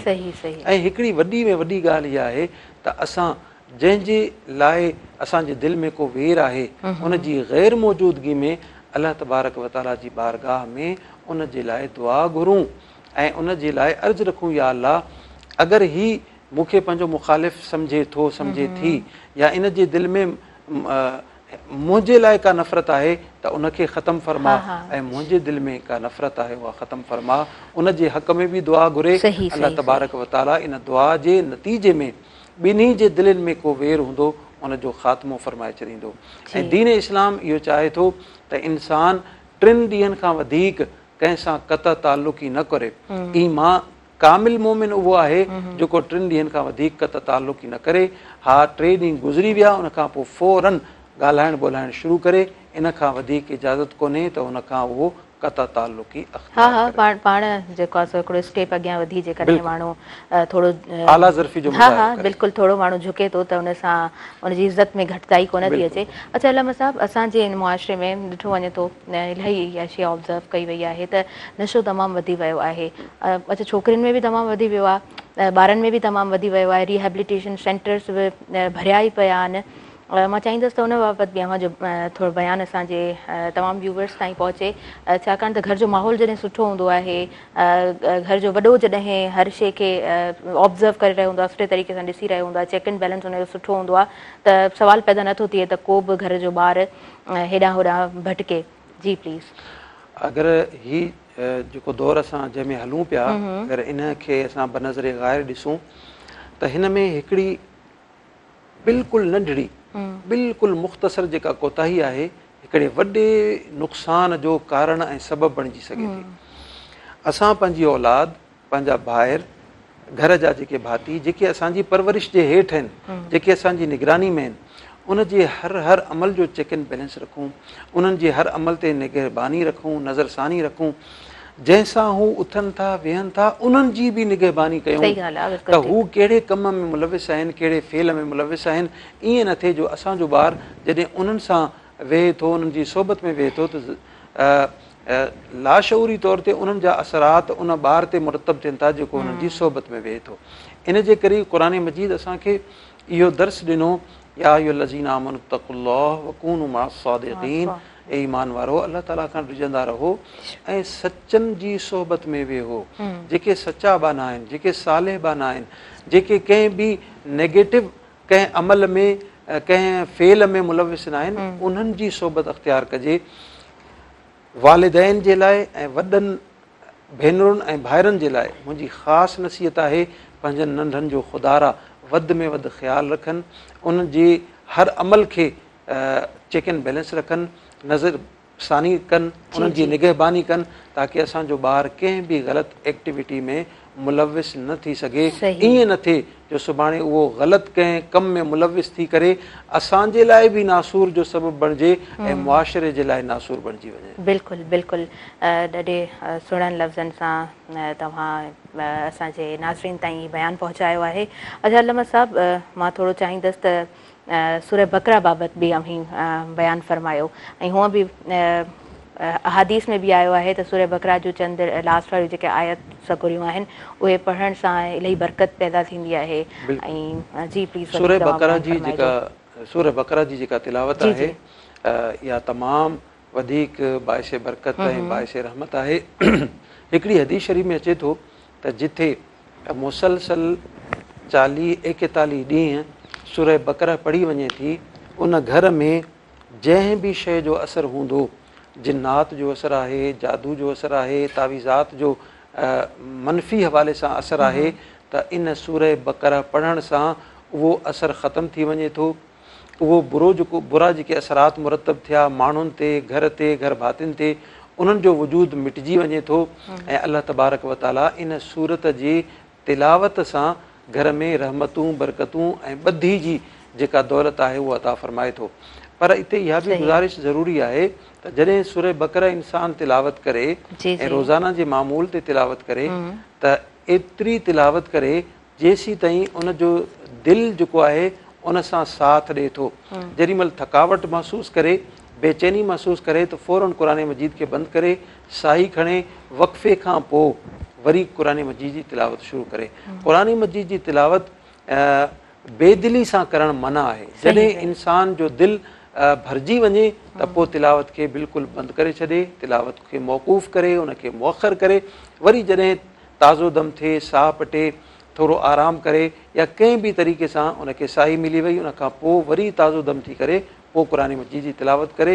अहिड़े नमूने सां जेका सूरह बक़रा तिलावत कई वञे थी 41 ॾींहंनि ताईं, अल्लाह तबारक व ताला उन घर खे सभिनी मनफ़ी पहलू खां जेके असरात मुरतब थिया, जिन्नात जी सूरत में, जादू जी सूरत में, ग़लति मनफ़ी तावीज़ात जी सूरत में, अल्लाह तबारक व ताला उन्हनि जा असरात ख़तमु फ़रमाए। सही आमीन आमीन। अच्छा अलमा साहब, हीअ ॾाढो सेंसिटिव टॉपिक आहे, मां चाहींदसि त हिन ते ज़रूरु अव्हां बयानु फ़रमाइजो त उहे वालिदिन जेके ॿारनि खे मदरसा में छॾंदा आहिनि, ऐं ज़ाहिरी ॻाल्हि आहे त ॿार जॾहिं मदरसे में वेंदो आहे त पोइ रोज़ जी बुनियाद ते त घर कोन ईंदो आहे, ऐं मदरसा में असां काफ़ी अहिड़ा वाक़ियात ॾिसंदा आहियूं जेको पोइ सोशल मीडिया ते ॾिसी बि कोन सघंदा आहियूं। त उन्हनि पेरेंट्स जे लाइ छा अव्हां जो मैसेज हूंदो त जॾहिं अव्हां ॿार खे छॾियो था त ज़ाहिरी ॻाल्हि आहे अव्हांजी ॿार अव्हांजी ज़िमेदारी आहे, किथे बि अव्हां छॾियो था त प्रॉपर उन्हनि जो बि चेक एंड बैलेंस हुअणु खपे। बिल्कुलु, हिन में कोई शक कोन्हे। सभ खां पहिरीं मुंहिंजी नसीहत सभिनी व्यूवर्स खे इहा आहे, दोस्तनि खे, मुस्लमान भाइरनि खे, कंहिं बि इदारे में असां जॾहिं ॿार छॾियूं था, चाहे उहो मदरसो हुजे, चाहे उहो सेंटर हुजे, ट्यूशन सेंटर हुजे या इस्लामिक सेंटर हुजे, चाहे उहो को कॉलेज हुजे, दीनी मदरसो हुजे, किथे बि जॾहिं ॿार खे छॾियूं था, सभिनी खां पहिरीं उनजो माहौल असांखे ॾिसणु ज़रूरी आहे। उतां जा जेके असातिज़ा ऐं जेके वॾा आहिनि, जेके जंहिंजी निगरानी में इदारो हले थो, उन्हनि सां ताल्लुक़ ज़रूरी आहे। अगरि उन्हनि जे किरदार ते तव्हां खे एतमाद आहे, उन्हनि जे असातिज़ा ते तव्हांखे एतमाद आहे, उन माहौल ते तव्हांखे यकीनी तौर ते एतमाद हासिलु थी चुको आहे, त पोइ तव्हां पंहिंजे ॿार खे उते छॾियो। ऐं ईअं बि न छॾे ॾिनोसीं हाणे महीननि जा महीना ख़बरगिरी न, मोबाइल फ़ोन मौजूदु आहे, इंटरनेट मौजूदु आहे। अगरि ॿार वटि फ़ोन कोन्हे त उते जेके असातिज़ा आहिनि उन्हनि जो मैनेजमेंट मौजूदु आहे, तव्हां उन्हनि सां राब्ते में रहो, रोज़ाना जी बुनियाद ते रहो। वरी फिज़िकली बि तव्हां उते वञी विज़िट कयो, पंहिंजे ॿार सां ॻाल्हायो, उन सां कचहरी कयो, उन जा वीचार ॿुधो, उन जे ज़हन में जेके शयूं आहिनि उन्हनि खे गौर सां ॿुधो, ताकी अगरि किथे का ग़लती थींदी हुजे या उन जो अंदेशो हुजे या ॿार खे ख़तरो हुजे त फ़ौरन उन जो जेको आहे उहो उनखे ख़तमु करण जी कोशिशि कजे, उन जो मुक़ाबिलो कजे ऐं उन नुक़सान खां ॿार खे, मुआशिरे खे ऐं पंहिंजी इन्वेस्टमेंट खे, हीअ ॿार असांजी इन्वेस्ट आहिनि, असांजो सरमायो आहिनि, मुस्तक़बिल जा मामार आहिनि, असां उनखे बचायूं ताकी मुआशिरे में का अहिड़ी हालत ऐं सूरत हाल पैदा न थी सघे जंहिंसां मुआशिरे में हिकिड़ो मनफ़ी मैसेज या मनफ़ी असर मुरतब थिए। सही। अलमा साहब, हीअ बि ॻाल्हि ॾाढी सुठी रहंदी अव्हांजी ज़ुबानी, हिन ॻाल्हि खे बि मां चाहींदसि त पंहिंजे व्यूवर्स ताईं पहुचायां त माह रमज़ान में त मस्जिदुनि जो अहतमाम ॾाढो ख़ूबसूरत ॾिसंदा आहियूं ऐं तमामु घणी तादाद में असां ॾिसंदा आहियूं त नौजवान नंढा वॾा सभु मस्जिद वञी रहिया हूंदा आहिनि। पर माह रमज़ान जीअं ख़तमु थींदो आहे त मस्जिद जी रौनक खे बि ॾिसंदा आहियूं त उहा घटि थी वेंदी आहे, ख़तमु थी वेंदी आहे। त अवी कीअं बयानु ॾींदव त पोइ हुन रौनक खे बि तव्हांखे ई सलामत रखिणो आहे न? जी बिल्कुलु, मूं इहो जुमिलो पहिरीं बि अर्ज़ु कयो त माह रमज़ान ख़तमु थियो आहे, माह रमज़ान जी इबादत ख़तमु थी आहे, पर असांजो माबूद बरक़रार आहे, असांजो माबूद बाक़ी आहे ऐं जेसीं ताईं माबूद बाक़ी आहे इबादत बि बाक़ी रहंदी, बल्कि इबादत क़ुर्बे क़यामत में ख़तमु थी वेंदी, पर असांजो माबूद हमेशह हमेशह बाक़ी आहे, हमेशह बाक़ी रहंदो। हा, हा। जॾहिं महबूद बाक़ी आहे ऐं असांजो वजूद बि बाक़ी आहे, एसी ताईं हक़ बाने ते इहो आहे त उहा इबादत बि बाक़ी हुजणु खपे, बरक़रार रहणु खपे। ऐं मस्जिद जेका रमज़ान मुबारक में ख़ुशि थी रही हुई मुस्लमाननि खे ॾिसी, जिन मस्जिद जे रौनकुनि खे आबाद कयो, ईअं न थिए उहा मस्जिद अलाह जो घर अफ़सुर्दा थिए, मायूसी जो शिकार थिए। असां ग़ैर रमज़ान में बि मस्जिद में इबादत करियूं, मस्जिद में पाबंदी सां नमाज़ पढ़ूं। ऐं हिकिड़ी इहा वज़ाहत बि ज़रूरी आहे, फ़र्ज़ नमाज़ मस्जिद में अदा कयूं ऐं अगरि वक़्तु इजाज़त ॾिए थो त नफ़िल नमाज़ ऐं सुन्नतूं पंहिंजे घर में अदा कयूं, ताकी असांजा ॿार असांखे नमाज़ पढ़ंदे ॾिसंदा, सजदे में ॾिसंदा, क़याम में ॾिसंदा, तिलावत क़ुरान में ॾिसंदा। इहा बि उन्हनि जी तरबियत आहे, इहो बि तरबियत जो हिसो आहे। ऐं शरीयत मुबारक असांखे चवे थी त सुन्नतूं ऐं नफ़िल तव्हां घर वञी अदा कयो। इन में हिकमत इहा आहे ताकी नंढड़नि ॿारनि ऐं घर वारनि जी बि तरबियत थींदी रहे। सही, बिल्कुलु सही, बिल्कुलु सही। अहमद साहब, मां पहिरीं ब्रेक वठां ऐं वरी पोइ प्रोग्राम खे कंटिन्यू कयूं था। नातिया कलाम बि यकीनन ॿुधंदासीं। नाज़ ख़्वां मौजूदु आहिनि ट्रांसमिशन में। नाज़रीन, इन ट्रांसमिशन खे अव्हां ताईं पहुचाइण में नेल्सन पेंट्स जो साथ मौजूदु आहे। नेल्सन पेंट्स आला मयार जो नेशनल पेंट ब्रांड आहे, रंग ज़िंदगी जो। ऐं साथ मौजूदु आहे क्विस जो। क्विस ज़ाइके जी रिवायत, हर घर जी सुञाणप। क्विस ऐं रमज़ान ताज़गी मिठास जो बहितरीनु मिलाप। काॾे न वञिजो, ॾिसंदा रहिजो अवां जी पंहिंजी स्पेशल ट्रांसमिशन अज़मत रमज़ान।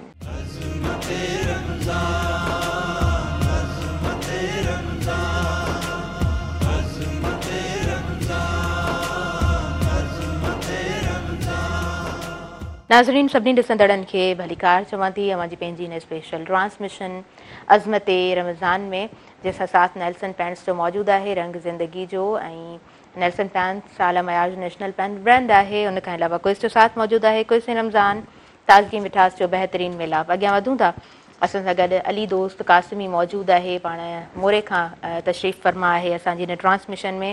सो हुन नंढड़े खां नातिया कलाम ॿुधंदासीं। बिस्मिल्लाह कयो।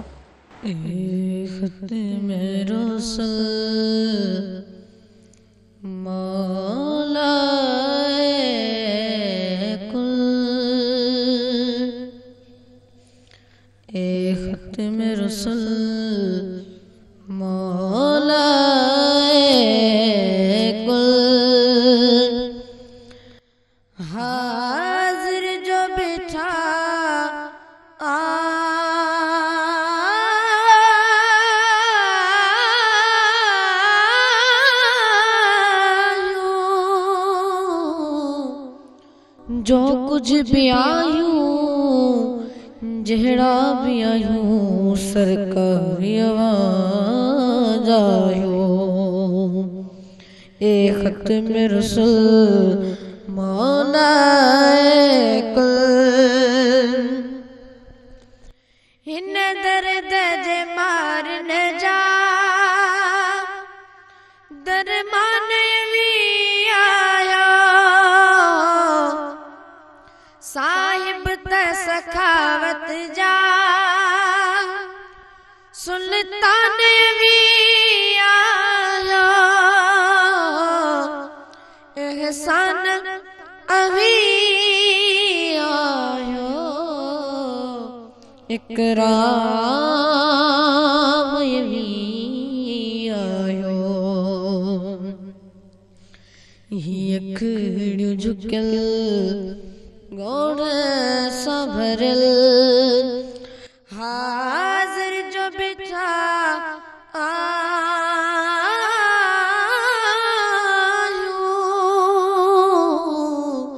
जो कुछ भी आयूं, जहिड़ा भी आयूं, सरकारी आवाज़ आयो। ए ख़त्म रसूल मौलाए कुल, हिते इल्म कुल दाग़ पे दौलत न हले थी का। दरबार अवाजीअ में हो जतन हले थी का। निवड़त सां मिले भागो, ता कतन हले थी का छुटों की न अदल करो जो फजल हाजिर जो बैठा आयूं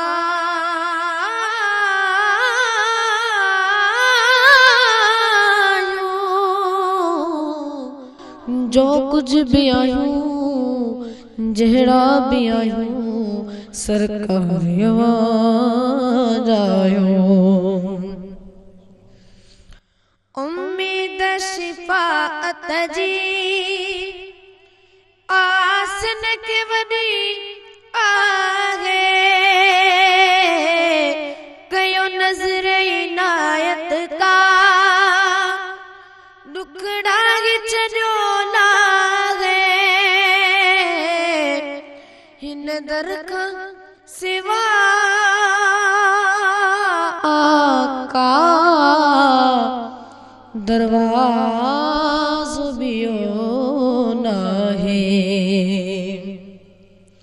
त्वाहा मुज़मिल हादी कामिल हाजिर जो बैठा आयूं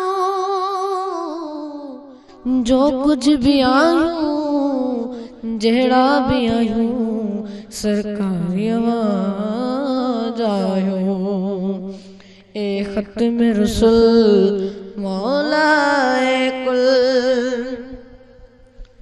हसनैन जे सदके में बातिल जी बहारी थे दीदार थिए आका का तलब करारी थे कुल वमन खा आजो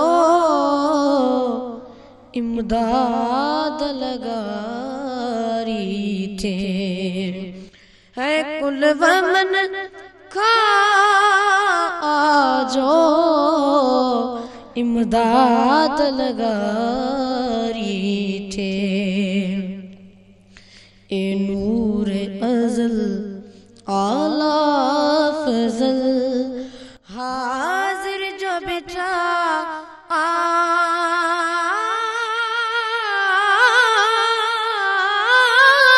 आयूं जो कुछ भी आयूं जहरा भी आयूं सरकार आवाज आयूं ए खत्म रसूल मौलाए कुल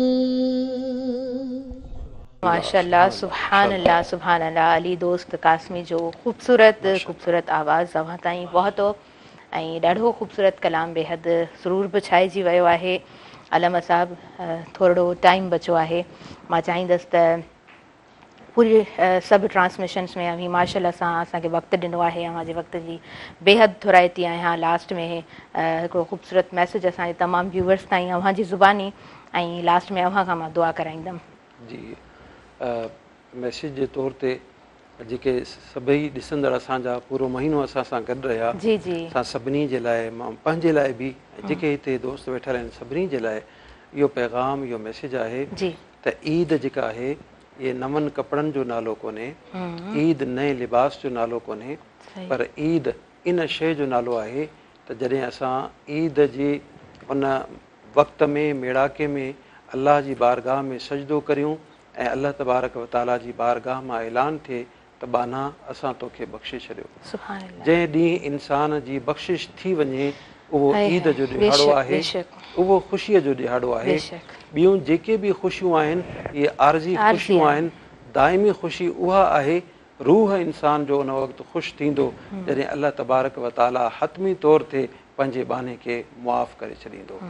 बेशक बेशक अलामा साहब इलाही सुठो तव्हांजो मैसेज, तमामु सुठो, तमामु काराइतो, तमामु वक़्ताइतो तव्हांजो मैसेज।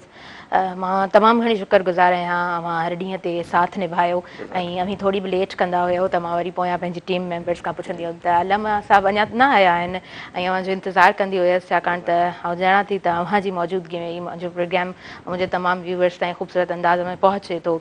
अच्छा, मां लास्ट में तव्हां खां दुआ कराईंदमि ऐं मां चाहींदसि तव्हां दुआ घुरो लास्ट में। अल्हम्दुलिल्लाहि रब्बिल आलमीन वल आक़िबतु लिल मुत्तक़ीन वस्सलातु वस्सलामु अला सय्यिदिल अंबिया वल मुरसलीन व अला आलिहि व अस्हाबिहि अजमईन। रब्बना आतिना फिद दुनिया हसना व फिल आखिरति हसना व क़िना अज़ाबन नार। अल्लाहुम्मा इन्नका अफ़ुव्वुन करीम तुहिब्बुल अफ़्व फ़अफ़ु अन्ना या गफ़ूर या करीम। रब्बिरहमहुमा कमा रब्बयानी सग़ीरा। अल्लाहुम्मा अइन्ना अला ज़िक्रिका व शुक्रिका व हुस्न इबादतिका व ताअतिका व मारिफतिका व महब्बतिका या रब्बल आलमीन। या अल्लाह या रहमर राहिमीन, ए पाक परवरदिगार, ए असांजा ख़ालिक ए मालिक, ए असांजा माबूद हक़ीक़ी, ए पाक पालनहार बाझारा रब, असांजी ही पूरी ट्रांसमिशन पूरो महीनो मालिक तुंहिंजी रज़ा ख़ातिर जंहिं जंहिं हिन में साथ ॾिनो, दामे दिर में क़दमे सुखने, या अल्लाह सभिनी खे उन जो अजर अता फ़रमा ऐं अजर बख़्शिश ऐं अता जी सूरत में अता फ़रमा। हिन आख़िरी अशरे में या अल्लाह नजात जी सूरत में उन जो समर अता फ़रमा। मुंहिंजा मालिक ही जेको प्रोग्राम नशर कयो वियो मुसलसल पूरो महीनो, जेके नेक ॻाल्हियूं सुठियूं ॻाल्हियूं तुंहिंजे हबीब सल्लल्लाहु अलैहि वसल्लम जा सुहिणा अख़लाक ॿुधायासीं, अहादीस तय्यबात खे बयानु कयोसीं, या अल्लाह तुंहिंजो प्यारो कलाम क़ुरान मजीद उन जी तालीमात ते गौर ऐं फ़िक्र कयोसीं। या अल्लाह साईं, इन्हनि सभिनी ते असां सभिनी खे अमल करण जी तौफ़ीक़ अता फ़रमा। सुहिणे नबी करीम सल्लल्लाहु अलैहि वसल्लम जे अख़लाक खे अपनाइण जी तौफ़ीक़ अता फ़रमा। या रहमर राहिमीन, असां सभिनी जी हतमी बख़्शिश ऐं मग़फ़िरत फ़रमा। असांजी, असांजे वालिदैन जी, असांजे बचड़नि जी, असांजे घर भातियुनि जी, सभिनी मुसलमाननि जी पूरी टीम जेका हिते असां सां गॾु रही, हर एतबार सां जेके दोस्त गॾु रहिया, असांजी अदी ताहिरा जोयो साहिबा असां सां गॾु रही, या अल्लाह असांजा जेके नात ख़ान हज़रात, क़ुर्रा हज़रात असां सां गॾु रहिया, जेका बि असांजी फ्रंट ते जेका टीम मौजूदु आहे, जेका बैक ते टीम मौजूदु आहे, ख़ासि तौर ते असांजो दोस्त मुर्तज़ा मजबूर साहब, उन जे लाइ ख़ासि दुआऊं। अल्लाह तबारक व ताला उन जूं सभई परेशानियूं दूरि फ़रमाए। जेके हिन इदारे जा जेके सरवाण जेके हलाए रहिया आहिनि, जेके हिन खे रन करे रहिया आहिनि, या अल्लाह असां सभिनी जी हिन ख़िदमत खे पंहिंजी बारगाह में क़बूल फ़रमा ऐं हिन जे बदिले ऐं एवज़ में सुहिणे नबी करीम सल्लल्लाहु अलैहि वसल्लम जिन जी मुहबत असां सभिनी खे नसीब फ़रमा। हिन प्रोग्राम खे असांजे लाइ नजात जो वसीलो बणा, असांजे वालिदैन जे लाइ नजात जो ज़रियो बणा। या रहमर राहिमीन, आलम इस्लाम जी ख़ैर फ़रमा। या रहमर राहिमीन, जिथे जिथे ज़ुल्म ऐं ज़्यादतियूं थियनि पियूं, या अल्लाह ज़ालिम खे उन ज़ुल्म खां बचा, मज़लूम खे बि उन ज़ुल्म खां या अल्लाह महफ़ूज़ ऐं मामून फ़रमा। पाक परवरदिगार, असांजी हिन सुहिणी धरती, हिन मेहरान, हिन सिंध खे हमेशह सरसब्ज़ ऐं शादाब फ़रमा। या अल्लाह इन खे ख़ुशहाल बणा, इन सुहिणी धरतीअ ते ख़ुशियूं असांखे नसीब फ़रमा। पाक परवरदिगार, असांजा जेके ग़रीब आहिनि उन्हनि खे ख़ुशहाली नसीब फ़रमा। रब्बना तक़ब्बल मिन्ना इन्नका अंतस समीउल अलीम व तुब अलैना इन्नका अंतत तव्वाबुर रहीम। इन्नल्लाह व मलाइकतहू युसल्लूना अलन नबी या अय्युहल्लज़ीना आमनू सल्लू अलैहि व सल्लिमू Taslima.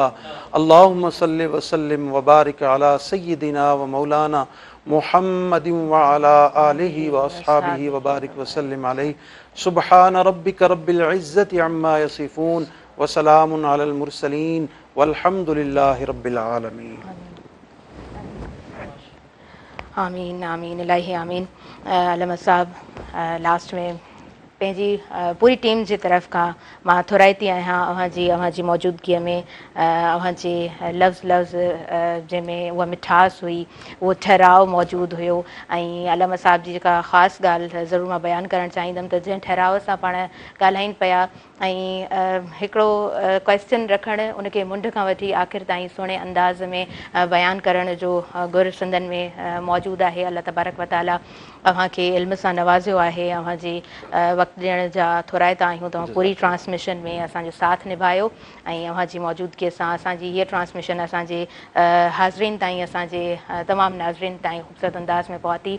Thank you so much अलामा साहब ऐं महिमान बणिजा नेल्सन पेंट्स जा। उनखां अलावा जनाब असां सां अॼु जी ट्रांसमिशन में मौजूदु रहियो इलाही प्यारे इलाही मिठड़े आवाज़ जो मालिक अली दोस्त कासमी। तव्हांजे वक़्तु ॾियण जा बि थोराइता आहियूं, थैंक यू सो मच। ऐं तव्हां बि नेल्सन पेंट्स जा महिमान बणिजा ऐं डिफरेंट ट्रांसमिशन्स असां जूं हिन सेट तां मेहरान टेलीविज़न नेटवर्क तरफ़ां अव्हां ताईं पहुतियूं। हर ॾींहुं हर रोज़े में मुख़्तलिफ़ नात खां मौजूदु रहिया ऐं असां सां इलाही सुठो साथ निभायो। सरताज हफ़ीज़ ताहिरी साहिब जंहिंजो पिणु आवाज़ु ॾाढो ख़ूबसूरत आहे, ॾाढो मिठो, ॾाढो सुठो अव्हांजो आवाज़ु आहे। अव्हांजे वक़्तु ॾियण जा असां थोराइता आहियूं। अज़मते रमज़ान में अव्हांजी प्रेज़ेंस यकीनन असां सभिनीनि जे लाइ ॾाढी वैल्यूएबल रही। अव्हांजी मौजूदगीअ में बि असांजी हीअ समूरी ट्रांसमिशन असांजे व्यूवर्स ताईं हर ॾींहुं ॾाढे ख़ूबसूरत अंदाज़ में पहुती ऐं अमी क्विज़ जा महिमान बणिजा। उनखां अलावा जनाब इरफ़ान अली समो साहिब असां सां मौजूदु रहिया। पहिरें ॾींहं खां वठी मुख़्तलिफ़ ट्रांसमिशन्स में असां सां मौजूदु रहिया आहिनि ऐं उन्हनि जो हिकिड़ो सुठो साथ ज़रूरु मेहरान टेलीविज़न नेटवर्क सां रहियो आहे। ऐं उनखां अलावा आज़मते रमज़ान में बि हिननि जो सुठो साथ मौजूदु रहियो। अव्हांजे वक़्तु ॾियण जा बि थोराइता आहियूं, अमी बि क्विज़ जा महिमान बणिजा।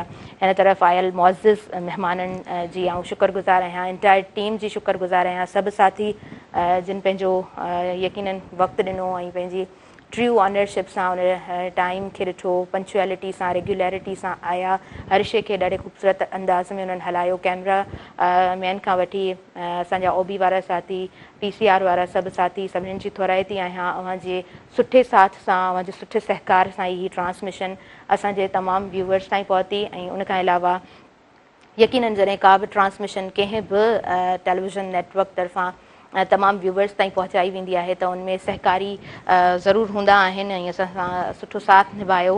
नेल्सन पेंट्स, नाज़रीन नेल्सन पेंट्स आला मयार जो नेशनल पेंट ब्रांड आहे रंग ज़िंदगी जो, जेको 25% एक्स्ट्रा अव्हांखे कवरेज ॾींदो आहे, जंहिंसां अव्हां घटि पेंट जी मिक़दार में वधीक जॻह खे रंग कंदा आहियो ऐं पंहिंजे घर खे ख़ूबसूरत बणाईंदा आहियो। नेल्सन पेंट गुज़िरियल 25 सालनि खां पंहिंजे सारिफ़ीन खे आला मयार जो पेंट फ़राहम करे रहियो आहे, छाकाणि जो नेल्सन पेंट खे ख़बर आहे त तव्हां लाइ तव्हांजो घर सभ खां अहम आहे, सभ खां ख़ासि आहे। सुठी ॻाल्हि इहा आहे त तव्हां नेल्सन जी फ्री कलर एडवाइज़री सर्विस बि इस्तेमालु करे सघो था, जंहिं ज़रिए तव्हां क्वालिफाइड कलर कंसल्टेंट सां मशवरो वठी पंहिंजे घर खे ख़ूबसूरत बणाए सघो था, रंग ज़िंदगी जो।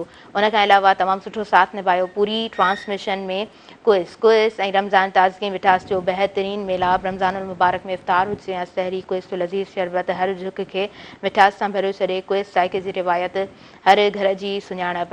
अल्लाह तबारक व ताला अव्हांजी रिस्क में बरकत अता फ़रमाए, रब पाक अव्हांखे ॻंढे रखे, हमेशह ख़ुशि हुजो, हमेशह आबाद हुजो। ईद जी ट्रांसमिशन में बि अव्हां सां गॾु हूंदासीं ऐं माह रमज़ान जी ट्रांसमिशन पंहिंजे इख़्तिताम ते पहुती। अव्हां सभिनीनि ॾिसंदड़नि जो बि साथ मौजूदु रहियो, अव्हांजे साथ सां हीअ ट्रांसमिशन यकीनन अव्हां ताईं पहुती आहे।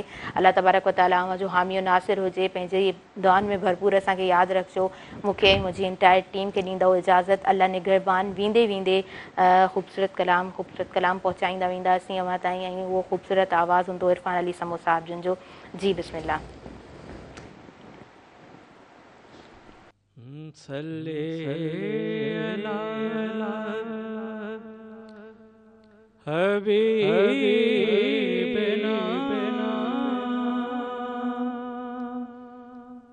सल्ले अला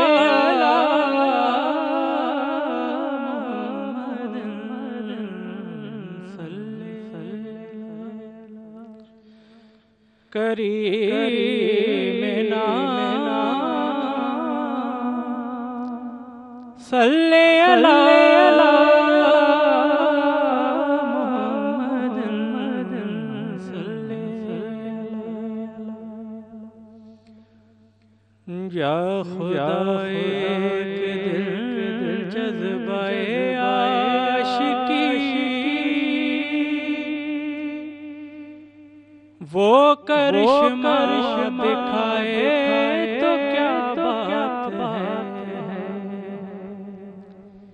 या खुदाए के दिल जज्बाए आशिकी, वो करिश्मा दिखाए तो क्या बात है।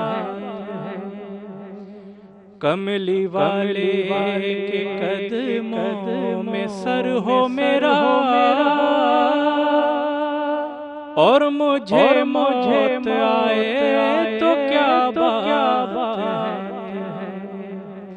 या खुदाए के दिल जज्बाए आशिकी, वो मदीना जो कोनैन का ताज है, उसका दीदार मोमिन की मेराज है। वो मदीना जो कोनैन का ताज है, उसका दीदार मोमिन की मेराज है। जिंदगी में खुदा है मुसलमान को,